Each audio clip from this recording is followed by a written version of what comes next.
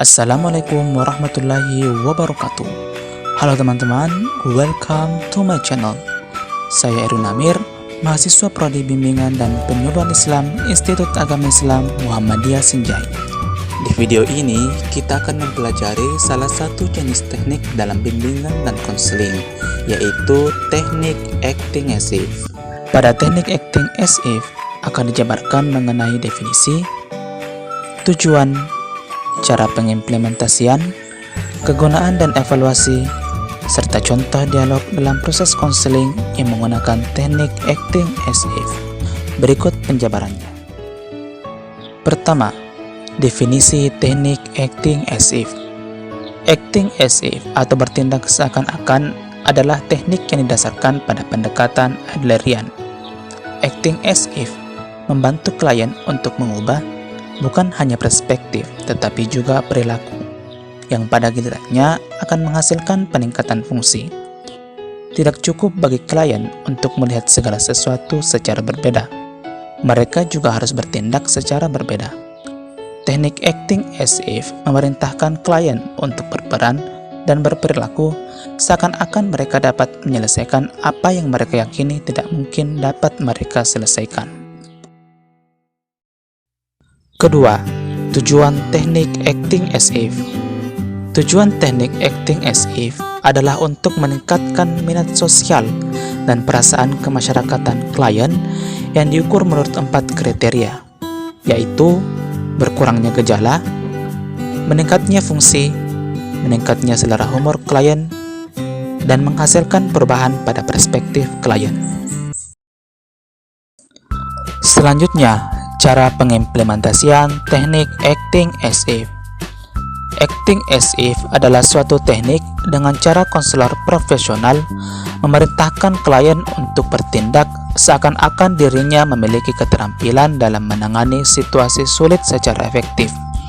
Banyak klien menggunakan alasan, seandainya aku bisa.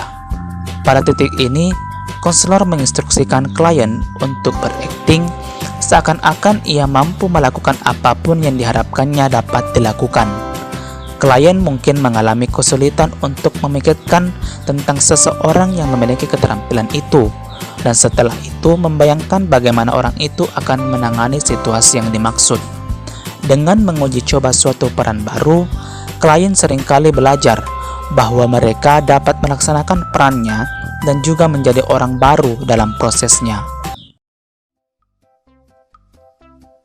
Keempat, kegunaan dan evaluasi teknik acting as if. Acting as if dapat digunakan di berbagai situasi di mana klien tidak percaya bahwa dirinya memiliki keterampilan yang dibutuhkan untuk menghadapi situasi yang menantang. Seorang laki-laki yang bergulat dengan rasa malu bisa berakting seakan-akan dirinya asertif. Seorang perempuan yang terintimidasi oleh suaminya yang mendominasi atau chauvinistik bisa berakting seakan-akan dirinya cukup berani melawannya. Di samping itu, anak-anak yang sedang menjalani penanganan medis lebih berhasil mengatasi pengenangan ketika mereka berpura-pura menjadi superhero favoritnya.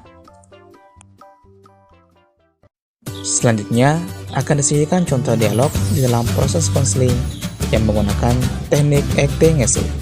Check this out.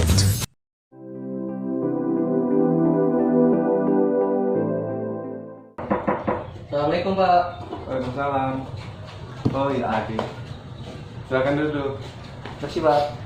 Apa kabar hari ini? Alhamdulillah baik Pak. Oh, tumben tampil Pak. Ada yang mau disampaikan atau mau dibicarakan? Ya sih Pak, saya ada permasalahan. Permasalahan seperti apa? Begini Pak, sebenarnya saya memiliki trauma. Iya. Nah trauma ini ya baru-baru aja sih Pak kalau dibilang. Karena saya juga kan murid pindahan dari SMA yang lama ke SMA baru ini. Nah kemarin begini Pak kronologisnya. Kemarin saya di sekolah yang lama, pada saat guru menjelaskan tuh saya ribut. Jadi saya dimarahi oleh guru saya. Yang lebih anehnya lagi nih guru saya marah saya di depan umum Pak. Jadi ya dalam artian saya juga malu Pak posisi saya. Dan teman-teman saya juga yang lain ya banyak yang liatin. Jadi di sini posisi saya di sini ya gimana Pak ya, saya kayak merasa terkucilkan, malu, serta di dalam diri saya itu seperti kayak ada trauma gitu Pak, yang disebabkan karena guru saya ini. Jadi itu terbawa sampai di sekolah sekarang? Iya, Jadi Pak. kalau misalnya di ketiga maju depan itu takut atau bagaimana? Iya Pak, saya kalau misalnya ada keributan atau ada orang marah-marah ya saya kayak teringat masa lalu itu. Oh, jadi intinya ini permasalahan Adi ini ketika Adi masih terbawa suasana yang sekolah Adi yang dulu masih traumanya itu di pikiran Adi itu masih kental betul. Jadi ketika Adi maju ke depan, Adi masih masih takut, masih takut karena problem yang dulu ini. Iya. Iya Pak, benar Pak. Nah terkait permasalahan itu juga Pak, saya juga sering mengalami takutan. Karena saya juga sering murung sih Pak di kamar secara permasalahan tadi. Jadi tujuan Adi datang ke Bapak ini apa sih?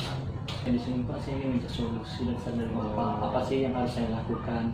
Karena melihat juga kondisi kan Pak dari pengalaman yang kemarin itu sangat memilukan dari saya. Oh ini ada Bapak punya teknik yang kita buat tadi itu namanya teknik acting asli, di mana Bapak harus mengembangkan karakter baru Adi. Acting kalau seperti film itu Pak? Iya benar sekali. Apa Adi pernah nonton film? Kalau untuk film sih sering sih Pak. Film apa? Apa Adi punya tokoh atau siapa gitu yang Adi gemari?